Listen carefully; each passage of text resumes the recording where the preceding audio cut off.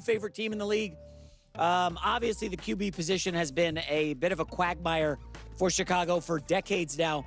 But Ben Johnson spoke about it, and he's very excited, likes the challenge of the situation. I love it. I love it. I love the opportunity to come on in and change that narrative. That's where great stories are written. And so we're looking to write a new chapter here, 2025 Chicago Bears, and looking forward to the future. It starts with developing a rapport and a trust, and that's earned over time. You don't walk in day one and expect that to be achieved. And so the more time we spend together, he understands that I have his best interests at heart, and vice versa. Yeah, I'm here's the other thing to think about. Something has happened. You know how you and I have talked about this, how the NBA basically, suddenly it's a point guard led league because you can't stack rosters. And what you have to do is get somebody that can score like Halliburton, but elevate other B players because there are more stacked rosters. And the NBA physicality is hurting three-pointers. Teams get beat up. They're physically tired. They don't hit their threes. There's something happening in the NFL. The NFC, I think we'd both agree. The AFC teams hit on about 7 quarterbacks. Allen, Lamar, Burrow, Mahomes, Herbert, CJ Stroud. So the AFC is easier to predict because there's so many great quarterbacks at the top. The NFC, not as many. But I will tell you now, I would argue the 2 best rosters in the league are NFC rosters, Philly, Detroit. And I think Philly by a mile and Detroit second. I think LA is in a argument for 3rd, 4th, or 5th.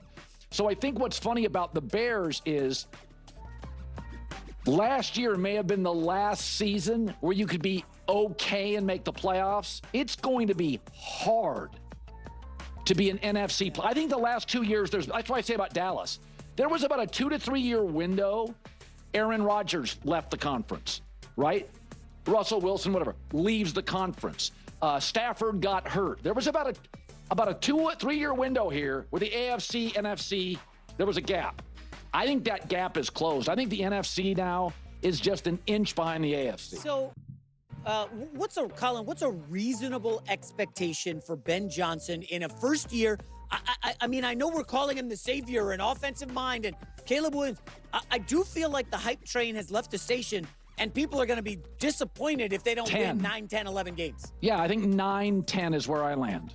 With that schedule? Yeah, you make way too much. This is the second time you're talking about the schedule. Okay. If somebody can punch up the Bears' home schedule, it's just a bunch of W's. I mean, I'll give you again. I'm just trying to reset expectations, Colin, because there's a world where they win 8 games and it was progress, right? Step in the right direction. You look at the schedule right out of the gate; they could be 0-2. I'm telling you, the Minnesota Vikings. Or they're going to Detroit and winning? For our radio audience, does this scare you? For our radio audience that can't see this, Vikings at home, Cowboys at home, Raiders bye, Saints at home, New York Giants at home, Steelers at home, Cleveland Browns and Shedeur Sanders at home. That doesn't scare anybody. You're glossing over the road games that are brutal. Yes. Baltimore's Detroit, a loss. Washington's an L. Yes. But they got to go back to back against Ravens and Bengals, Colin. Okay. That's 2 of the best 4 quarterbacks in the league right there. Cincinnati didn't make the expectations.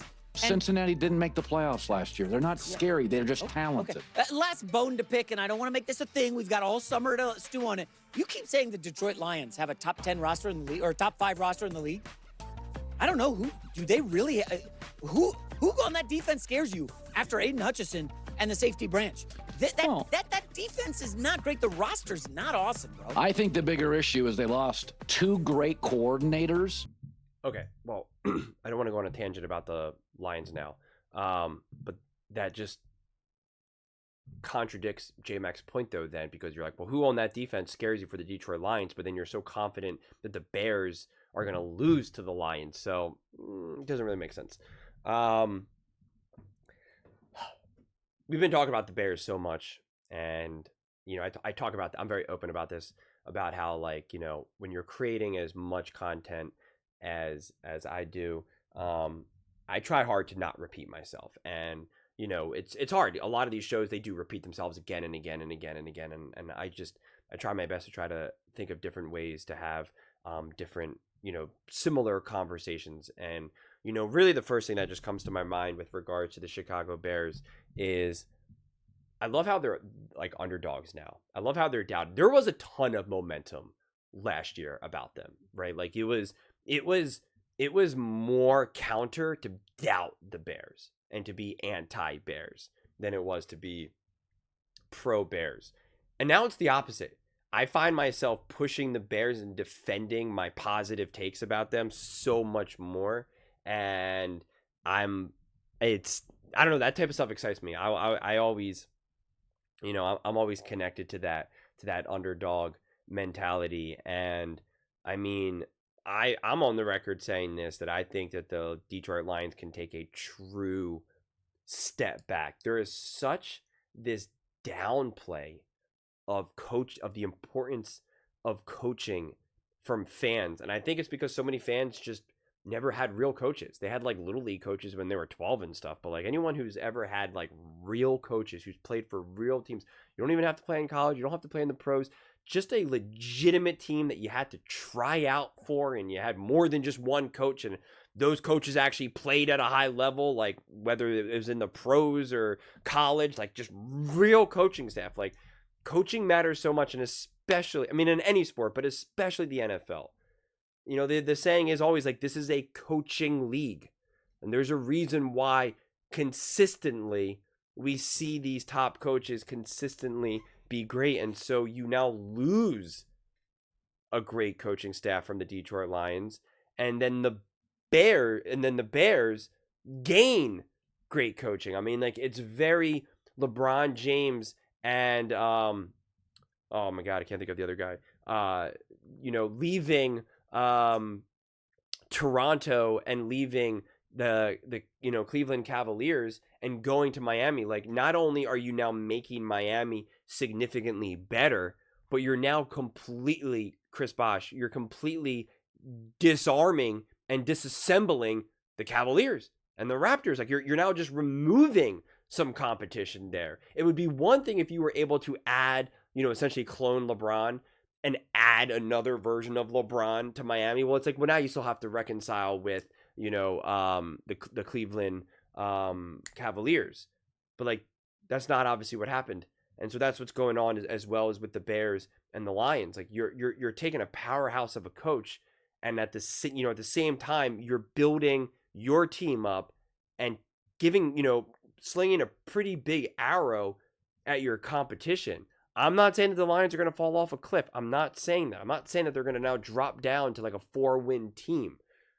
But I don't live in a world where you can have a coach as great as Ben Johnson. At the very least, we know he's an awesome offensive coordinator. So even if he ends up being an absolute disaster of a head coach, which technically is possible, not what I'm predicting, but it's technically possible, you still can't deny that just losing Ben Johnson for the Detroit Lions won't hurt them. Like I can't understand why people can't understand that. And then people want to invent things of like, well, it was all Dan Campbell's offense. Like, okay, whatever, man, whatever you say. Dan Campbell made Ben Johnson. It's like, that's just fundamentally not true. We can invent things all we want. I'm just going to start telling people that I have $100 million in the bank, and that I have a YouTube channel, and I have 10 million subscribers, and everybody knows me, and I'm super famous. When I go out into the stores and like grocery stores, and when I meet people, I'm just going to be like, I'm a world famous YouTuber, and everyone knows me. Yeah, man, I'm a super fan. I used to date Taylor Swift. Like, I'm just going to start making stuff up.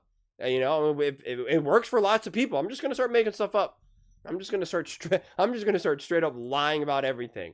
Because it's just like that's what people are doing when they talk about these players and coaching, and it makes my mind just want to explode. It really does. I still struggle, and then they jump to these things of like, well, of course they're going to lose to this team, and of course they're going to lose to that team. And I'm like, I'm not so sure of that. I am wildly high on the Washington Commanders, and I have been pushing Jaden Daniels from the jump. I'm like a Jaden Daniels whisperer, okay? Like, check my history to the point where Chicago Bears fans and Caleb Williams fans most definitely will not like it. And I am not going to sit here and just automatically give the Bears a loss in Washington. because that is going to be an absolute all hands on deck game for the Chicago Bears. I guarantee you, Ben Johnson knows the importance of that game just for the sole purpose of having Caleb Williams be great and show you're the number one pick. You're the number one pick. We're going to get redemption. I understand Jaden Daniels had an unbelievable year, but I know you're supposed to be my quarterback for the next 10 years. Winning this game is crucial. The Bears fans want it. The team wants it. It's revenge. To me, the big circle games are the Detroit Lions and the Washington Commanders. Detroit Lions, because you want to beat your old team. Every player, every coach, every person who's ever been involved in sports knows that. You want to beat that team. It's in Detroit. Massive game. That game and Washington. And so, like, I'm just not going to automatically, well, they're going to lose to the Lions. They're going to lose to the Commanders. It's like, okay. And yeah, I do think playing against the Bengals and the Ravens back-to-back will be tough. Like, I'm not going to downplay the Bengals because I think Joe Burrow is great, and I think that defense should be better. You know, we can't pick and choose when we want. Like, and on one moment, we're like, oh, I think the Bengals are going to be pretty good, and they're going to be significantly better than last year. But then when we're talking about the Bears, be like, they didn't even make the playoffs. Like, you can't have it both ways. And I'm okay, you know, I'm okay being on the fence for some of these games and for some of these preseason May predictions. Like, I don't need to have a strong conviction that the Bears are going to sweep the Packers or something. Like, I just, like, don't need to have that strong of an opinion right now. I will have stronger opinions when I see them play the Vikings, the Lions, the Cowboys, and the Raiders. And then I'm going to have a really strong opinion after I see what happens after week 6. Then I'm going to be like, okay, this team is connected. This team is oh man, Caleb really wanted to play great against Jaden Daniels and the Commanders. He looked nervous. Ben Johnson, I think, tried to do too much. Like, or it could be like, see, they went all in on this game. They put out all the stops, and look what they did. This is what they can do. Like, we have to wait for the outcome. It doesn't mean that we don't talk about it. It doesn't mean that we don't make predictions. But, like, you know, I think what always gives me pause is the confidence of some of these predictions that are literally 5 months out. Think about it. We're literally 5 months, 6 months out some of these games. And we think that a half a year away that we could have just the strongest opinions and we think that we're going to be close to accurate. Come on, dude. That's wild. That's wild to me. But yeah, I continue to get more and more excited with every single Bears clip I see, because every Bears clip I see, there's a fair amount of doubt just marbled through it. And, you know, I love doubt, man. I love, sometimes sometimes it feels significantly better to prove people wrong. The people that doubt you, prove them wrong, then prove the people who believed in you right. Like, it's, you need both, right? You need to be motivated by love, yay, and hate, right? Like, you really do need both. But, there is something kind of special about proving the people who doubt you wrong. So, to me, last year was about trying to prove the people who love the Bears right. Didn't work out for them. Now this year is about proving the people who doubt you wrong. And so, let's get to it. Those are just my thoughts. I'd absolutely love to hear yours. What do you guys all think about the Chicago Bears? I guess realistic predictions for who they are this year, what they can be. Let me know in the comments below. I read every single comment, so whether you agree with me or disagree with me. Either way, let's get in some discussions, let's get in some fights, but ultimately, let's just have some fun. And please do consider subscribing. We are building an amazing community here, and I absolutely love to see you part of it. I want to build something that we all genuinely feel connected to. Something that we're really excited to be part of. I think we're on our way to doing it. And please don't forget to give this video a thumbs up, as it really does help with the visibility and the algorithm. Thank you so much. See you next time.